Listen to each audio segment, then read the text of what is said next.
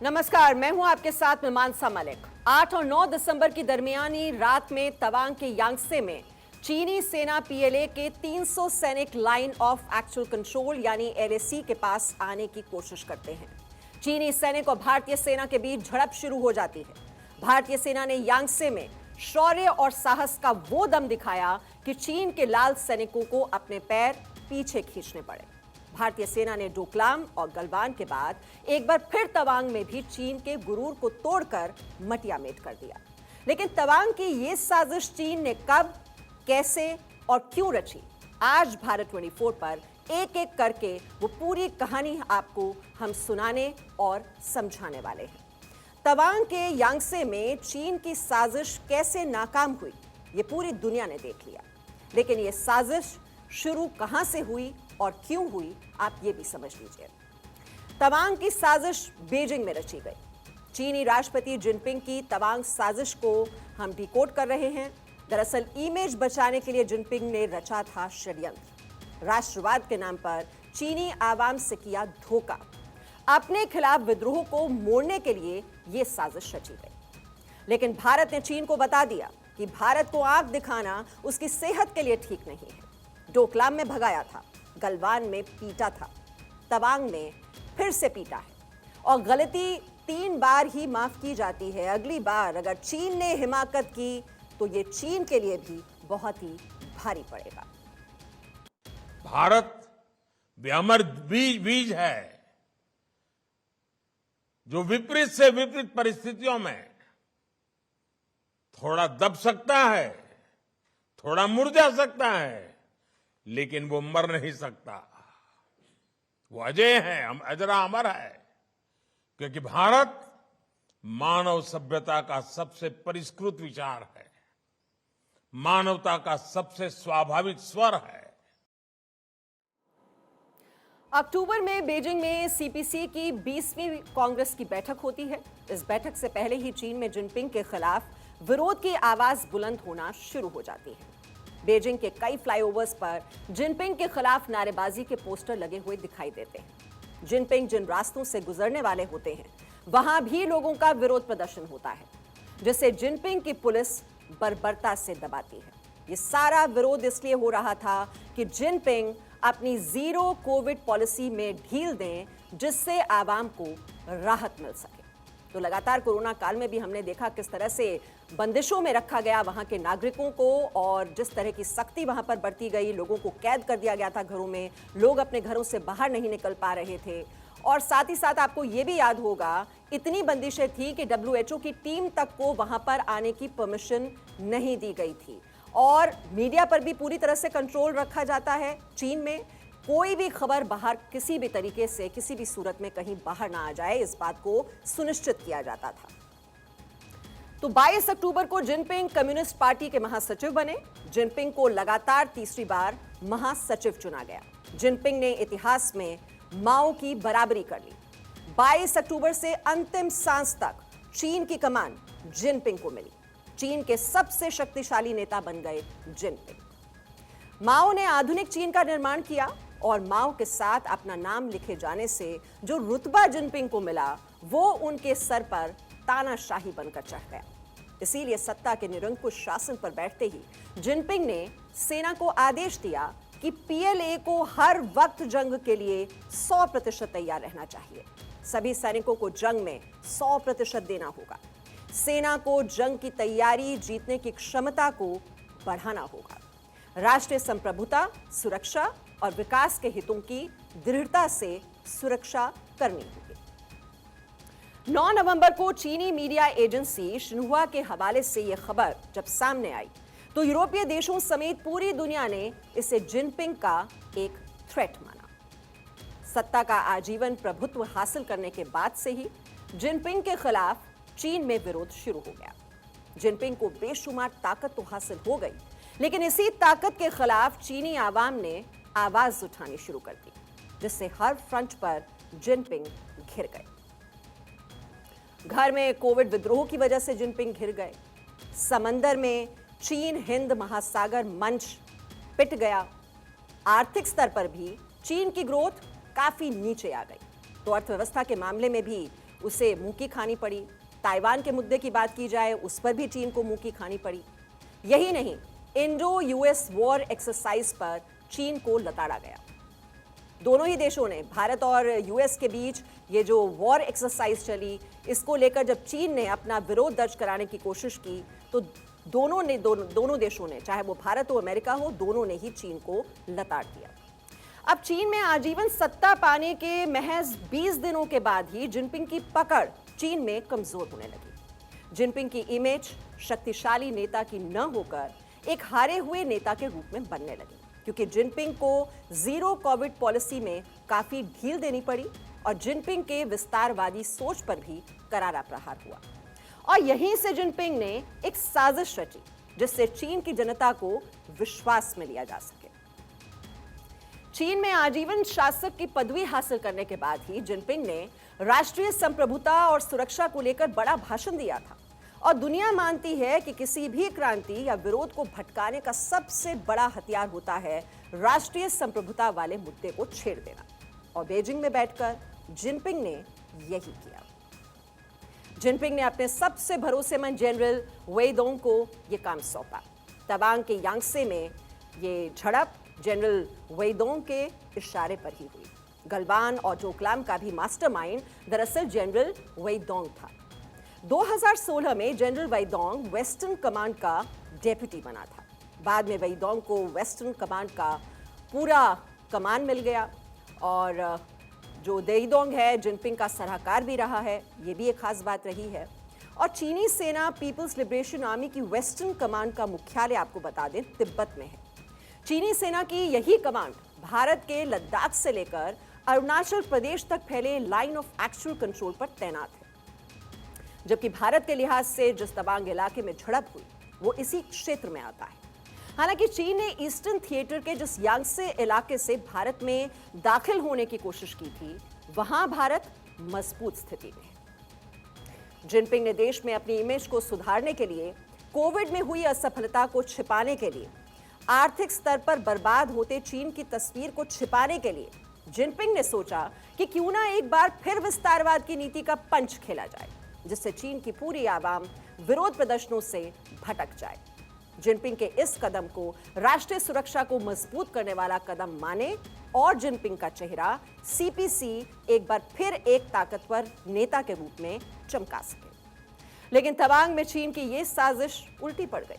चीन के 300 सैनिकों को भारतीय शूरवीरों ने हाथों से मार मार कर पीछे खदेड़ दिया, जिसके बाद से चीन के विदेश मंत्री बयानबाजी कर रहे हैं कि अरुणाचल सीमा पर सब कुछ ठीक है, नियंत्रण में है। वैसे यही तो हम भी कह रहे हैं कि एलएसी के उस पार चीनी सीमा में सब कुछ नियंत्रण में है, क्योंकि भारत घुसपैठ करने में विश्वास नहीं रखता है। और इसीलिए चीनी सीमा में सब कुछ नियंत्रण में हो, क्योंकि अगर भारतीय सीमा में कोई भी घुसपैठ करता है तो भारत उसे बख्शता नहीं है। तवांग के एपिसोड के बाद भारतीय वायुसेना ने बड़ा कदम उठाया है। अरुणाचल की सीमा पर सैन्य गश्ती के लिए कॉम्बैट फाइटर प्लेन तैनात कर दिए हैं, जिससे चीन हवा में भी घुसपैठ की सोच न सके। और इससे पहले भी भारतीय वायुसेना के फाइटर जेट्स ने चीनी ड्रोन्स को मार गिराया।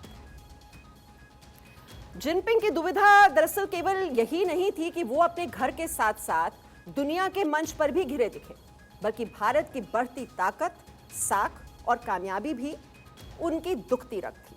और इसीलिए पहले तो ताशकंद में हुई एससीओ में सबसे देर में पहुंचे जिनपिंग और उसके बाद भारत चीन की मुलाकात भी नहीं हुई, जबकि एससीओ समिट में भारत से मिलने के लिए रूसी राष्ट्रपति ने इंतजार तक किया। और इसी तरह G20 समिट में बाली में मोदी और जिनपिंग की सबसे पहले डिनर के दौरान अनौपचारिक मुलाकात हुई और इसके बाद जिनपिंग और मोदी की हाथ मिलाते हुई तस्वीरें सामने आई। और इन्हीं तस्वीरों के 23 दिनों के बाद ही जिनपिंग के बीजिंग से हुए इशारे ने भारत के पीठ में फिर से छुरा घोंपने की कोशिश की थी, लेकिन इसमें वो विफल हो गया। पीएम मोदी के ग्लोबल इमेज से डरते हैं जिनपिंग। भारत की ग्लोबल साख से डर रहा है चीन, उसमें छटपटाहट है, उसमें खीज है इस बात को लेकर। चीन भारत को मजबूत इमेज बनाने देना नहीं चाहता और पूरी दुनिया आज भारत की ओर देख रही है। इमेज बिल्डिंग की जंग में चीन पस्त हो चुका है और यही उसकी दुखती रग भी है। और इस वक्त G20 की अध्यक्षता भारत के पास है और अमेरिका के राष्ट्रपति जो बाइडेन तक ने कहा है कि वो अपने दोस्त पीएम मोदी को G20 की अध्यक्षता में सहयोग करने के लिए आतुर हैं। भारत और अमेरिका की बढ़ती दोस्ती से भी चीन की आंखें चढ़ी हुई हैं। औली में भारत यूएस युद्धाभ्यास का चीन ने विरोध किया। चीन ने कहा LAC पर युद्धाभ्यास संधि का उल्लंघन है, जबरन दबाव बनाने की कोशिश में था चीन। चीन को भारत और अमेरिका ने लताड़ लगाई। अमेरिका ने कहा चीन अपने काम से काम रखे, दो देशों के युद्धाभ्यास से चीन का कोई लेना देना नहीं है, चीन का कोई संबंध नहीं है। चीन लेकिन हमेशा से दबाव का इस्तेमाल करता आया है, लेकिन इस बार जमीन ही नहीं बल्कि समंदर में भी भारत ने चीन को उसकी हैसियत याद दिला दी। चीन ने जासूसी के लिए युवांग 5 को हिंद महासागर में उतारा था। युवांग 5 750 किलोमीटर की जानकारी हासिल करने में सक्षम है। आपको यह भी जानकारी दे दें, भारतीय मिसाइल परीक्षण की जानकारी जानना चाहता था चीन। भारत ने अपना मिसाइल परीक्षण नहीं रोका। टोही पोत के बावजूद भारत ने मिसाइल परीक्षण किया। जिनपिंग अब तक मानते थे कि दबाव की प्रोपेगेंडा नीति से चीन भारत को दबा सकता है, लेकिन ये 62 का नहीं 222 का हिंदुस्तान है जो आंखों में आंखें डालकर बात करना जानता है। और इसीलिए इन चोटों और विफलता के डर से जिनपिंग ने तवांग में यांगसे का ये तनाव क्रिएट करवाया और वहां भी उसको हार मिली। तवांग का तनाव केवल इसलिए किया गया कि दबाव में आकर भारत पीछे हटे, जिसे जीत का सेहरा बताकर जिनपिंग की इमेज बिल्डिंग की जा सके। तो पूरा का जो पूरा फोकस है, आप समझिए, ये जिनपिंग की इमेज बिल्डिंग एक्सरसाइज है।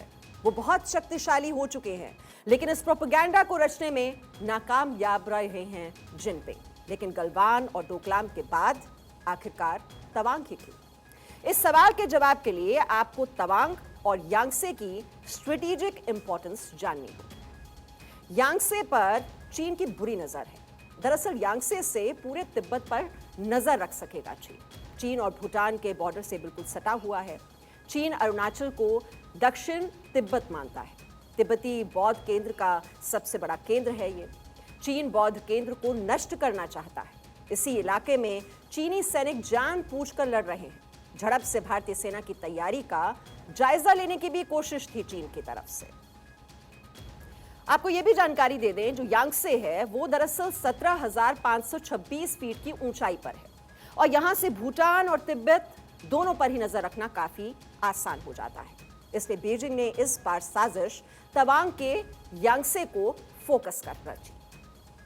और जिनपिंग को हमेशा अपनी इमेज बिल्डिंग की काफी फिक्र रहती। जिनपिंग ने चीन में बंद हो चुकी मिलिट्री परेड फिर से शुरू करवाई, जिससे वो दुनिया को अपने हथियारों का जखीरा दिखाकर धमका सके, डरा सके। अलीबाबा के फाउंडर जैक मा को भी जिनपिंग ने धमकाया।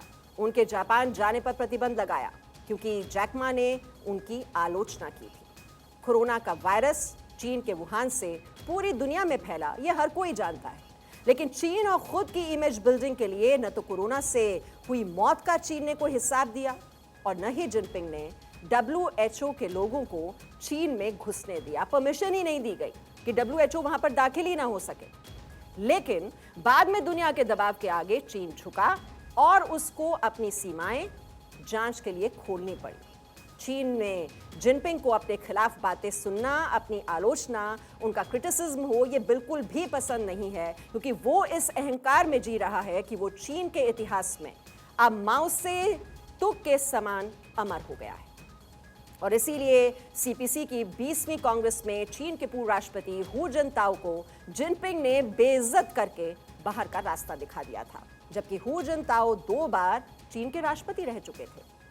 जिनपिंग ने दिल की महत्वाकांक्षा यही थी कि जिनपिंग ने कम्युनिस्ट पार्टी का संविधान बदलवाया, इसी वजह से यह बदलाव लाया गया और 10 साल के कार्यकाल को आजीवन करा दिया गया। जिनपिंग कर्ज के जाल में छोटे छोटे देशों को फंसाकर अपनी महत्वाकांक्षा पूरी करता है। और आज श्रीलंका हो, पाकिस्तान हो, बांग्लादेश हो, भारत के पड़ोस के कई देश आर्थिक तंगहाली के आसपास हैं, बुरे हालात हैं, लेकिन जिनपिंग को अपनी इमेज बिल्डिंग से फुर्सत ही नहीं। कोविड की खबर बाहर आती तो चीन का तमाशा बन जाता। इसीलिए जिनपिंग ने चीन में 0 कोविड पॉलिसी लगाई। जिसके विरोध में चीन की सड़कों पर जब छात्र और लोग निकले तो चीन की पुलिस ने ताकत और बर्बरता से विरोध किया। चीन में कोविड से प्रभावित लोगों के घरों को बाहर से सील कर दिया गया था। वो तस्वीरें जरूर आपको याद होंगी। लोगों को जेल की काल कोठरी जैसे बॉक्सेस में क्वारंटीन किया गया। ये सब कुछ हुआ चीन में।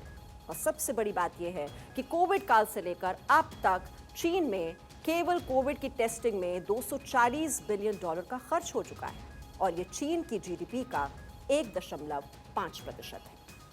चीन का ये हाल केवल इसलिए हो रहा है कि चीन अब उस तानाशाह के चंगुल में फंस चुका है जिसके अहंकार और घमंड के चक्कर में चीन का सर्वनाश तय लग रहा है।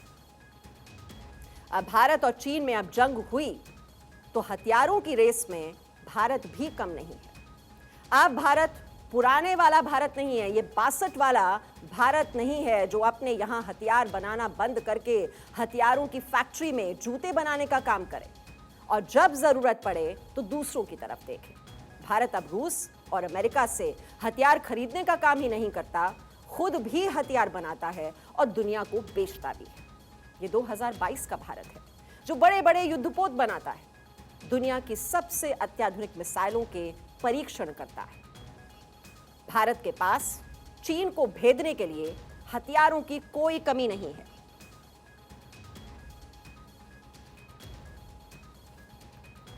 यदि चीन ने गलती से भी गलती करने की कोशिश की तो हमारी सेना और हमारे लड़ाकू विमान इस बार पिछला हिसाब भी बराबर कर लेंगे। यह चीन को भूलना नहीं चाहिए। अब आपको यह भी बताते हैं कि अब कितना बदल चुका है भारत और चीन के मुकाबले भारत के पास कितने ताकतवर हथियार हैं।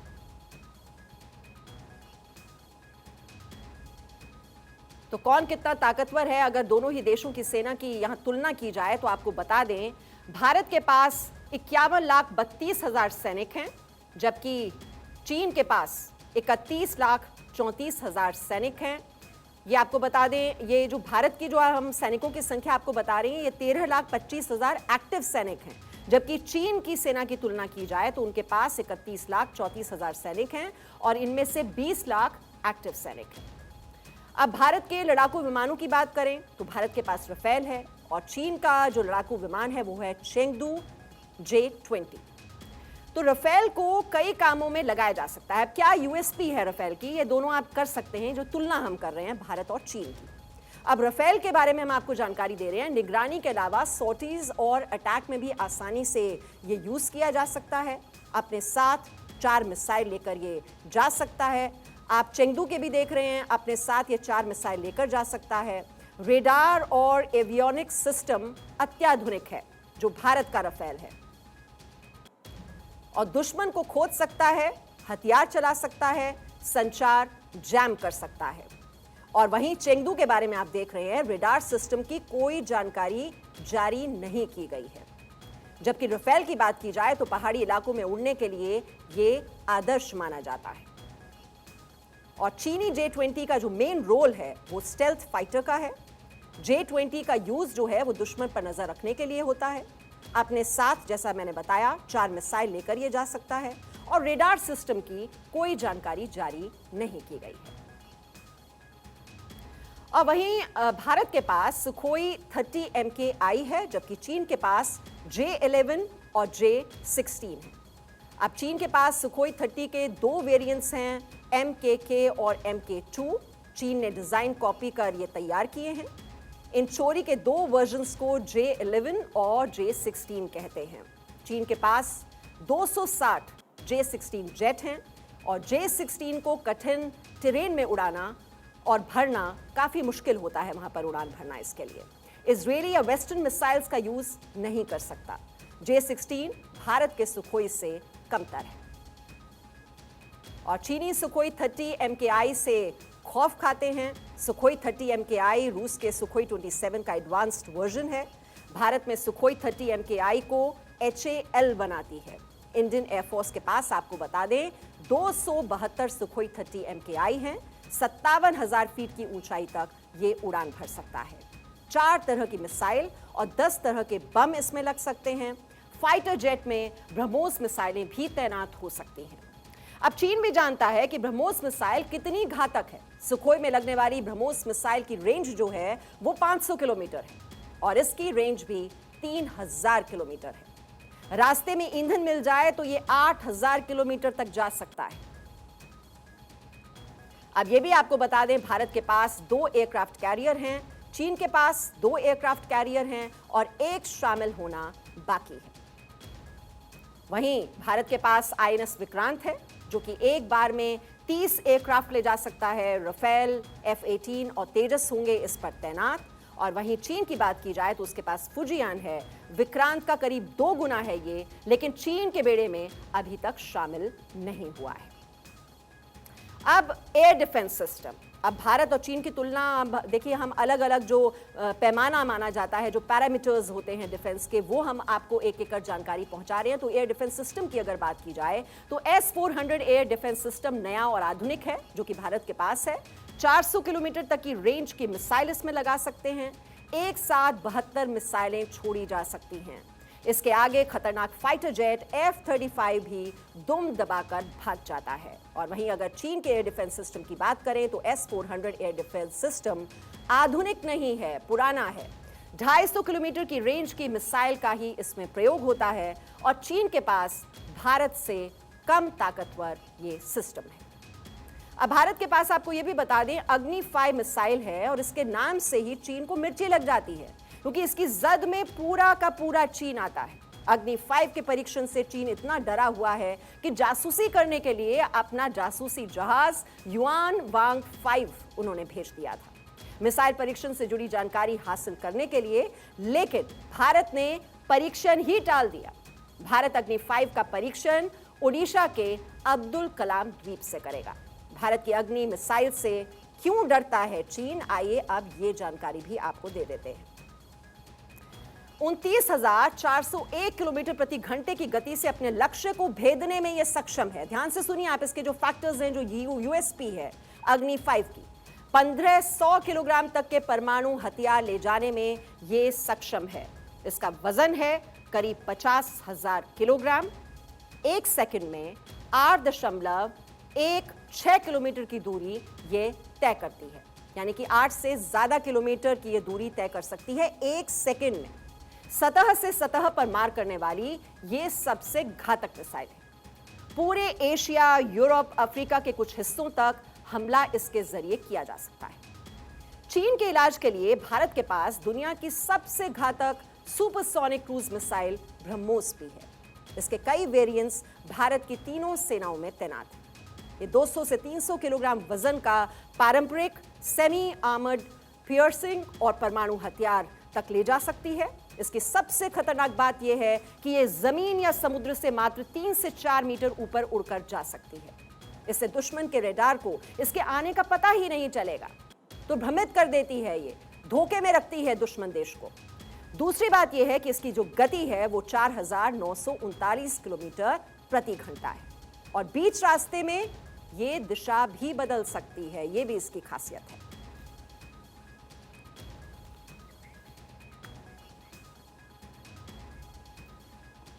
तो भारतीय सेना किस तरह से चीनी सेना से कहीं ज्यादा आगे खड़ी होती है, यही वजह है कि हम खुले तौर पर चुनौती देते हैं चीन को कि छेड़ोगे तो छोड़ेंगे नहीं।